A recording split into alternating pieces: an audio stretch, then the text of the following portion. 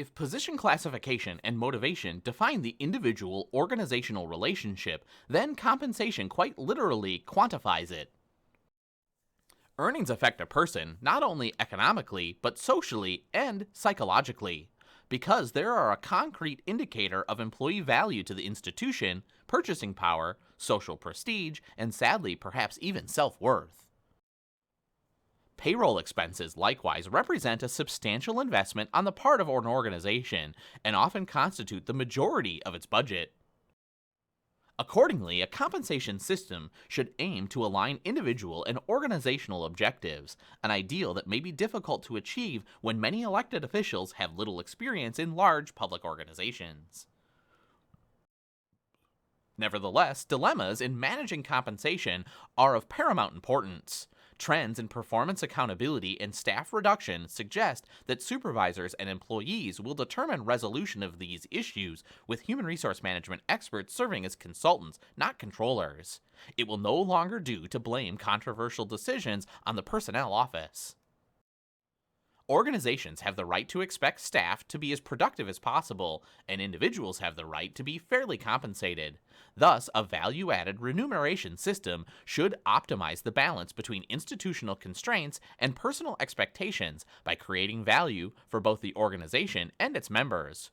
Program goals include attracting new workers, rewarding and retaining existing ones, providing equity, controlling budgets, and supporting the culture that the agency seeks to cultivate. The design and maintenance of a compensation system should constitute a complex and prominent function in the organization. Other human resource functions are important to some employees, but money is critical to virtually everyone. Despite, or perhaps because of, its importance, the compensation function of human resource management is one that produces the most displeasure among both public and private sector employees. There are at least 3 reasons for this discontent. One is that people compare themselves with others, with those doing the same jobs in the same office, with those performing different jobs in the agency, and with those holding equivalent positions in other departments. It's not unusual that perceived disparities and real disconnectment emerge as a result of those comparisons. A second explanation is that remuneration is often driven by more political conditions than economic ones. Elected officials typically focus on personnel costs, and compensation policies become pawns in a quest for political advantage. Raising taxes, cutting services, or reallocating budget money to fund pay increases is not politically popular. A final, related reason for concern over pay is that many citizens believe civil servants are overpaid and underworked, despite arguably non-competitive salaries and increased workloads resulting from downsizing. Compensation, in short, is considered critical by employees, decision-makers, and taxpayers alike. Equity theory explains that an individual's satisfaction with his or her job is largely, but not wholly, determined by the person's perception of the fairness of the balance between contributions made by the individual and the rewards received from the organization. To appreciate the significance of equity theory, the weighting of contributions and rewards, consider the foundations and nature of this balance. Its basis is the presumed link between performance and pay, and its dynamic is how or whether this linkage operates. While equity theory examines the effect of perceived fairness on satisfaction, expectancy theory examines the role of individual perceptions in determining behavior and offers insights into the choices that people make. In terms of inducing behavior, it includes what is offered, what is likely to be provided, and what is valued by recipients. Its tenets are a 3-link causal chain. The value, or valence, the employee attaches to the desired result, like higher pay, the worker's belief that rewards will actually be provided as a consequence of high performance, known as instrumentality, and the employee's understanding or expectancy that he or she can successfully accomplish the tasks that will lead to reward. Stated differently, the theory assumes that people take action based on their perception of possible success that the action, expectancy, and the likelihood of achieving the outcomes, instrumentality that they value, valence. If any of the 3 links in this chain is weak, then the success of the pay program is reduced. Although most people value money, valiance, there are also often significant constraints on their obtaining more of it. When local, state, or national legislative bodies regularly limit pay raises to inconsequential amounts, for example, the importance attached to those amounts is devalued. Expectancy theory can be an effective diagnostic tool to ensure that the human resource management system is administered in a manner that coherently establishes linkage amongst valence, instrumentality, and expectancy. Equity and expectancy theories mandate that policymakers be concerned about more than the absolute amount of money required. They must also focus on competitive and comparative levels of pay and how those monies are distributed. Reward systems unconnected to productivity indicators motivate poor workers to stay and high performers to become discouraged and leave. The irony of such a situation is that overall compensation costs rise because more employees are needed to complete tasks that fewer conscientious ones could readily accomplish. An organization confronts two types of decisions in the management of compensation to achieve this goal: pay level and pay adjustments. Compensation in any jurisdiction is a product of the following elements: pay philosophy as informed by law and policy, labor market forces, external competitiveness as related by manipulation of supply and demand, internal consistency based on job evaluation as tracked by different systems and pay progression, and individual considerations as manifested in various types of pay. Decisions about pay levels and pay in general are largely consequences of philosophy, market, and job evaluation, whereas decisions about pay adjustments emphasize employees' specific placement in the salary structure. Taken together, these judgments should represent the greater good by aligning the interests of the public and its servants.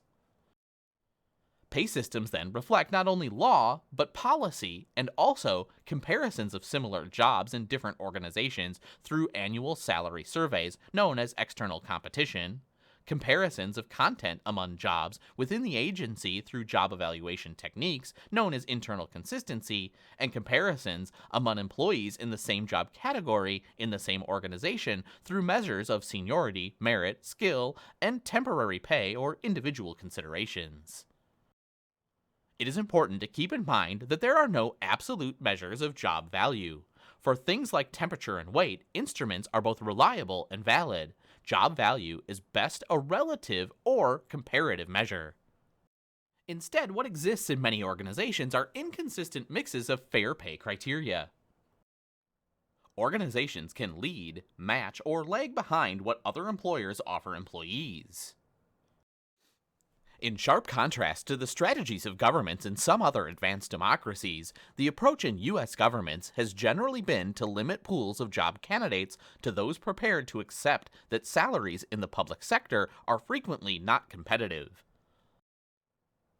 Compensation is not seen as a strategic tool to achieve organizational objectives, but rather as a cost to be managed and contained, with controversial exceptions of pay-for-performance programs. Public servants have been expected to forego opportunities for wealth in exchange for opportunities to serve the citizenry, often in challenging and unique ways. Self-enrichment, after all, is not the purpose of public service. The idea, unlike the underlying spoils system, was to create a core of career professionals insulated from political intrigue by providing security, career progression, and reasonable benefits and working conditions. Ideally, business strategy, human resource philosophy, and compensation goals should be aligned in a manner suited to meeting the needs of both employer and employee. A wage-lead approach may reflect a belief that by working smarter, a high-quality, satisfied workforce constitutes a cost-effective, money-saving strategy. That is, total labor costs are not the same as labor rates. It is possible to achieve high productivity from a relatively small workforce if the cost per unit of output is less with a highly efficient, well-paid staff. This plan, however, may be seen as counterintuitive and difficult for many cash-strapped public and nonprofit organizations to adopt in the short run. A wage-competitive pay policy in effect neutralizes compensation as a factor in human resource management. It does this by paying consistently at market rates and accentuating non monetary amenities, affecting the overall ability to attract and retain employees. Many tactics, however, are available to organizations using above and below market pay policies. Still, a match policy does not necessarily place the organization at a disadvantage in the marketplace. Indeed, the virtue of reasonable pay is that it takes the issue of compensation off the table. Last, wage follower plans may be indicative of unique characteristics of an occupation, like military service or State Department diplomacy. A philosophy that dictates service is not about making money, like the Salvation Army, high unemployment in the area, short time horizons, or simply a learn and mean approach to human resources that involves working harder to get the most from as few poorly paid employees as possible. Such a strategy, to the degree that it's conscious and is not a product of economic malice, must work to mitigate low morale, high turnover, and increased training costs. Below market approach might arguably be acceptable for low skill retaining organizations such as Walmart, but it could clearly be a penny wise and pound foolish strategy for professionally staffed organizations. For example, the federal agency with the lowest paid workforce, despite well paid medical staff, the Department of Veterans Affairs, has chronic problems related to poor management due to systematic underfunding. Everyone in any case seems to have an opinion about what constitutes an appropriate pay policy. Since 2010, public employee compensation, both salaries and benefits, has become a prominent political issue. One survey found that 75% of citizens think that federal employees get better pay and benefits than people doing similar work outside of government. Not surprisingly, this war on public salaries has become highly politicized. For every claim the government pays too much, another is made that it pays too little. Both sides of this fierce, complicated controversy believe that the other mischaracterizes the research findings, and neither has had its data independently verified. Defenders of the civil service point out that the benefits civil servants receive are comparable to those found in most major corporations. In the case of pensions, converting to defined contribution plans does not address funding shortfalls.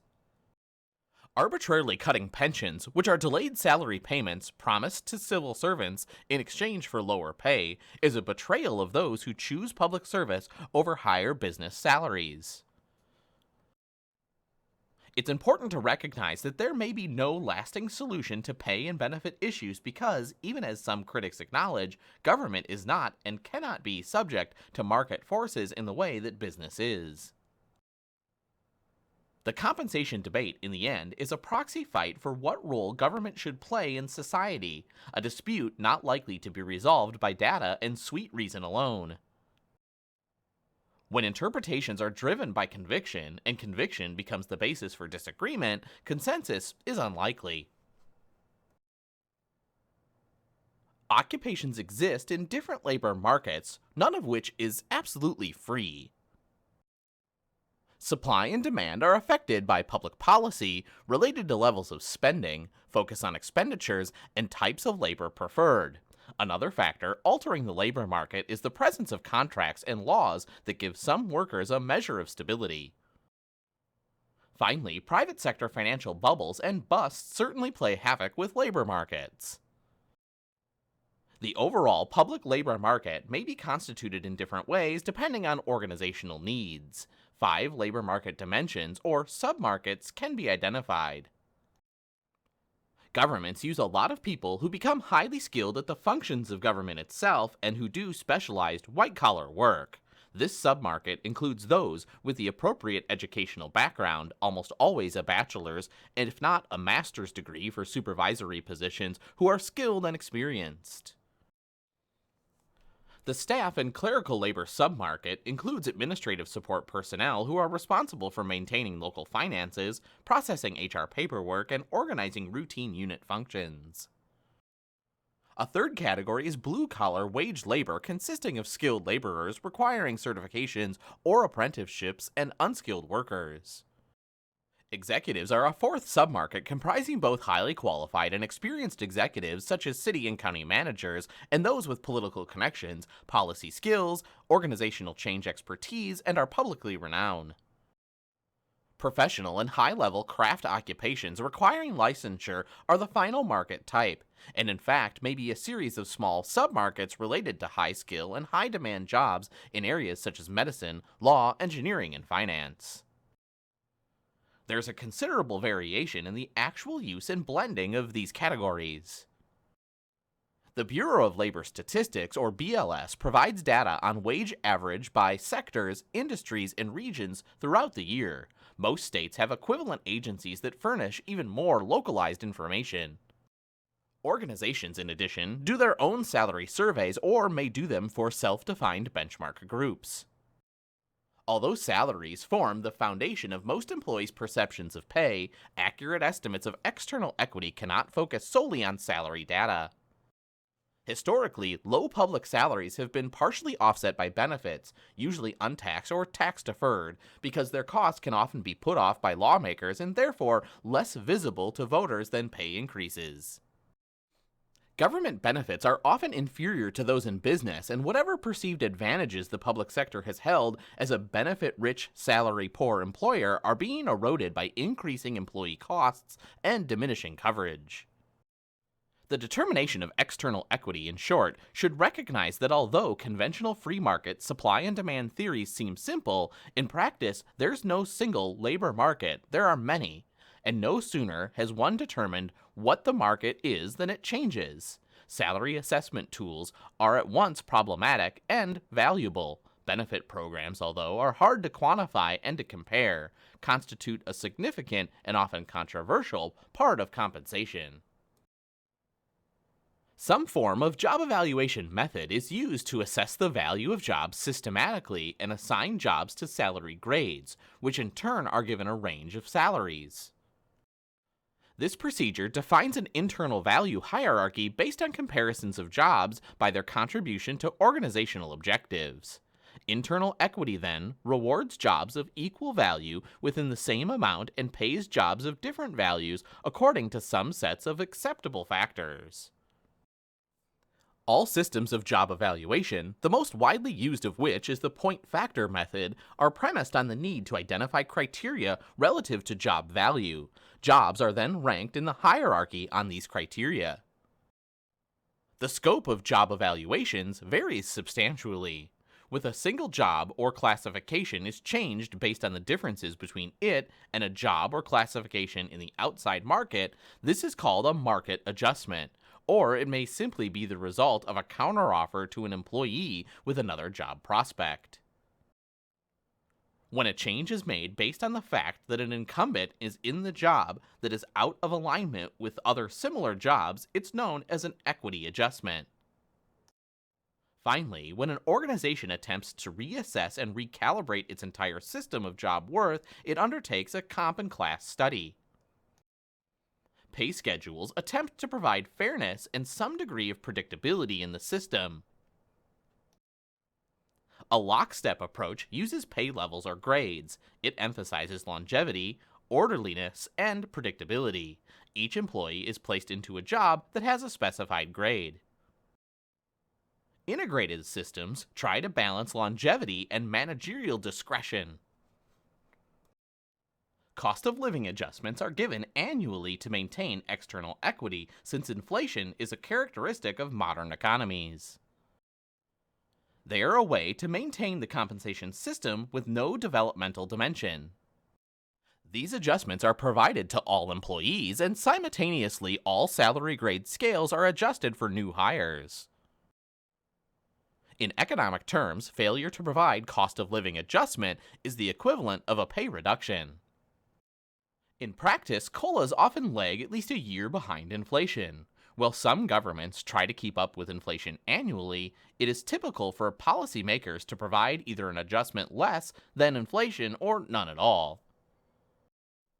The sentiment of both the citizenry and lawmakers has become less supportive of cost of living adjustments for a number of reasons. First, there is public perception that these adjustments are rare in business, and that they should be reduced or eliminated in government.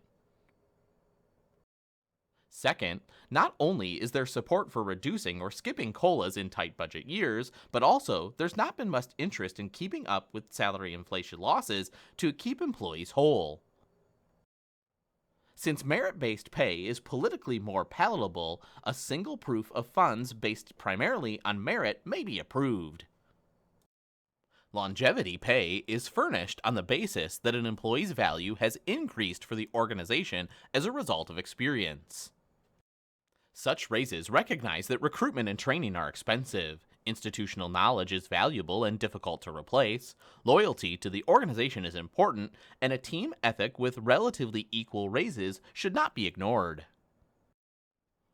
The most common approach to rewarding longevity is through the use of step increases, which are increases within each grade. The exact amount of steps and the amount of pay are determined in salary schedules. If an agency uses a lot of grades and fewer steps, there may not be overlap between the top step in one grade and the first step in a higher grade. Step systems are used by most federal agencies and in many state and county governments, but less so in municipal and special district governments, including education. Many organizations believe that performance should be rewarded and report using some form of pay for performance, incentive, or variable pay plan. Such approaches depend on output, personnel, and organizational contingencies and work best in an environment of harmonious labor management relations. Incentive pay also must be clearly distinguished from regular compensation and cost of living adjustments. Merit pay involves annual incremental increases to base salary, an annuity that compounds for as long as the employee remains with the department. In true merit systems, managers have the flexibility about who gets how much, not just when there are grade or classification promotions. Typically, organizations opt for either a longevity or merit category, although raises may use both criteria simultaneously. One common practice is to divide the pool of funds for raises into COLAs and merit. However, sometimes merit is designated as the sole determinant. In such cases, the portion going to performance is in lieu of the cost of living portion, and longevity is simply eliminated. Those who are underperforming receive no merit, but generally, these individuals would be deprived of their step increases in most step systems as well. Merit system jurisdictions may use pay ranges rather than steps for job classifications and their related grades, with minimums, midpoints, and maximums. The use of merit has an intuitive attractiveness supported by conventional wisdom as well as leading motivational theories like economic, need, and expectancy. It's not surprising that public and private organizations claim to give great deference to merit. The civil service is even named for it. For merit pay systems to be successful, certain conditions must be present: trust in management, a valid job evaluation system, clear performance factors, meaningful and consistent funding, and accurate personnel appraisal. Merit pay, in theory, has the potential to produce high performance, but in practice, it's difficult to administer in a way that personnel perceive as fair. Overall, merit plans seldom provide enough funds to reward exceptional employees without unfairly penalizing valued satisfactory ones. It is a major administrative challenge for an organization to continuously reevaluate motivation and productivity. Merit pay, in short, should never be oversold as a panacea for organizational problems. If used, it should merely be one part of a compensation system. So long as government salaries are inconsistent with the expectation of job candidates, those motivated by money will find better alignment of individual and organizational needs in the for-profit sector. Performance pay, even well implemented, cannot address such inconsistencies. Such plans analyze the job knowledge a competent employee needs to possess. As new skills are 1. Learned, 2. Used, and 3. Demonstrated by results, employees qualify for salary increments. Skill compensation can be consistent with longevity or merit principles and is compatible with broad pay banding because employees are recognized for gaining additional competencies in a wide array of job practices. The technique of basing pay on skill promises to improve productivity. Instead of focusing on minimal qualifications, it emphasizes competencies that a fully performing, multi skilled employee is expected to demonstrate. As an added benefit, it helps resolve a problem for both employers and employees, that of traditional performance appraisal, as the individual either does or does not progress in the skill level.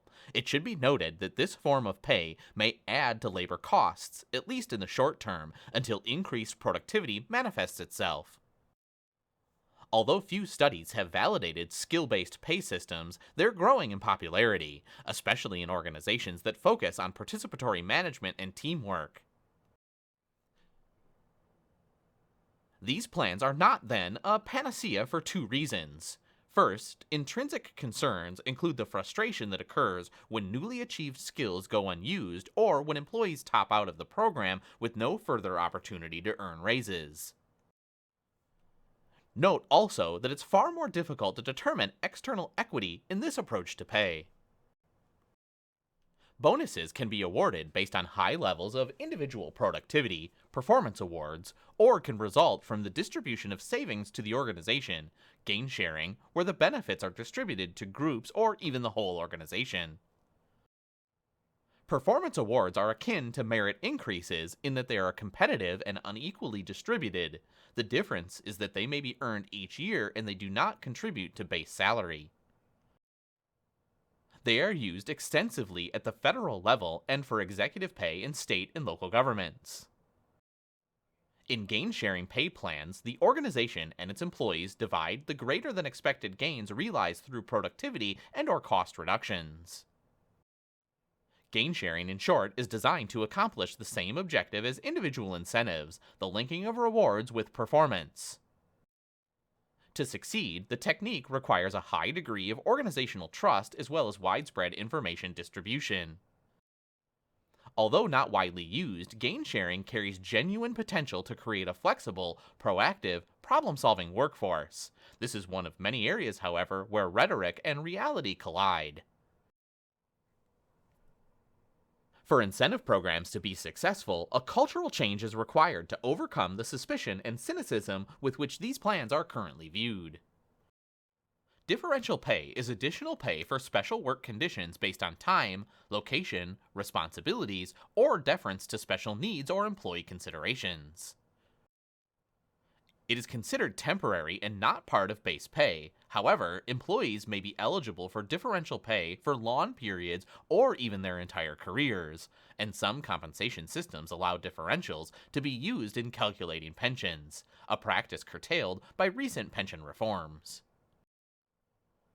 The implicit values of this type of pay are to motivate people to take on less desirable assignments, locations, or responsibilities, and to hold them harmless for job-incurred expenses. Shift differentials, for example, are common where hours extended considerably beyond the normal 8 to 5 workday and the Monday through Friday work week. Location pay is typically provided to employees working in high-cost areas or unattractive regions and those with undesirable duties. Overtime pay is for beyond the 40-hour work week and is provided at 1.5 times the worker's regular rate of pay as required by the Fair Labor Standards Act. Allowances are monies to pay for the costs imposed by employment or as part of the job. Finally, differentials are also provided for assumptions of special responsibilities, like special duty or assignment pay.